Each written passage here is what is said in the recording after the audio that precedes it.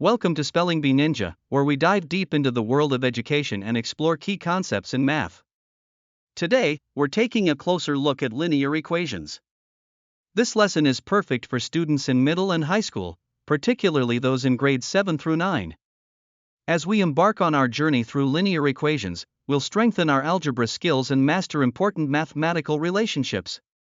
Let's get started and unravel the mysteries behind linear equations together. Linear equations are foundational in algebra. A linear equation is defined as an equation where the highest exponent of the variable is 1. When you plot these equations on a graph, they produce straight lines, which is why we call them linear. It's fascinating to think that the word linear comes from the Latin word linea, meaning line. As we explore linear equations, you'll find they can express relationships between variables in a clear and concise way. One of the essential formats you'll encounter is the standard form of a linear equation, which is expressed as x plus b equals c. In this equation, a, b, and c are integers, and importantly, a cannot be negative. Let's look at how to convert a given linear function, say y equals 3x plus 4, into standard form. To do this, we can rearrange the equation. First, we subtract 3x from both sides. This gives us dash 3x plus y equals 4. To express it in standard form, we typically prefer a to be non-negative. Therefore, we can multiply the entire equation by minus 1, yielding 3x, y equals minus 4. Now, we've successfully transformed the equation into standard form.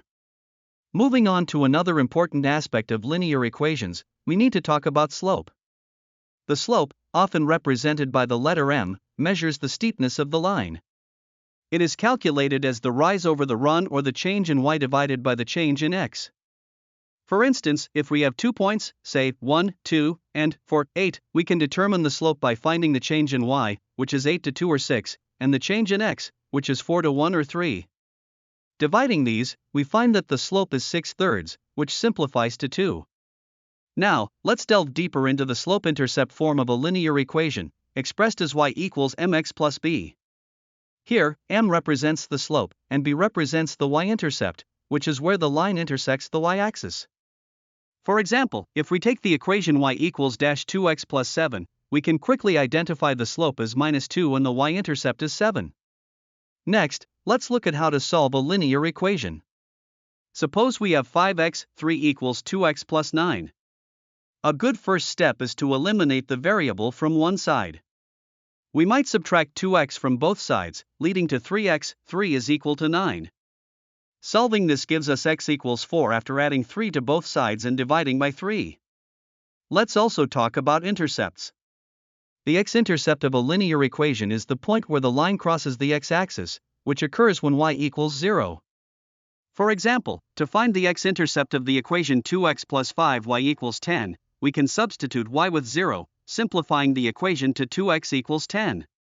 When we solve this, we find x equals 5, indicating that the x-intercept is at the point 5, 0. Understanding slopes further, two lines are said to be parallel if they share the same slope. On the contrary, lines are perpendicular if their slopes are negative reciprocals of each other, meaning m times m2 equals negative 1. If we consider the equation y equals 3x, 2, any line parallel to this would have a slope of 3. Now, if we want a line with a specific slope passing through a point, we can use point-slope form, given by y equals m, x, x. For example, if we desire a line with a slope of 2 that crosses through the point 4, minus 3, we can plug in these values into the equation to get y plus 3 equals 2, x, 4. Solving simplifies this to y equals 2x, 11. Another interesting feature of linear equations comes up when we consider horizontal and vertical lines. A horizontal line maintains a slope of 0, represented as y equal to a constant value. Conversely, a vertical line has an undefined slope, expressed as x equal to a constant value. For example, the equation of a horizontal line passing through the point 4, minus 2, would simply be y equals minus 2.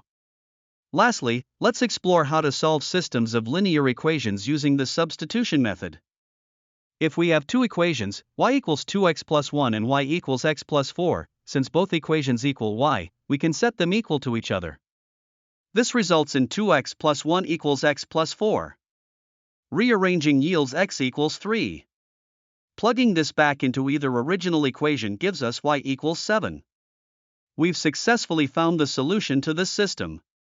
As you can see, understanding linear equations allows us to solve various real-world problems, whether it's analyzing trends through graphs or making predictions in different scenarios. To summarize what we covered today, linear equations are fundamental in algebra, forming the building blocks for many mathematical concepts. We explored the definition of a linear equation, the various forms they can take, and the significance of slope and intercepts.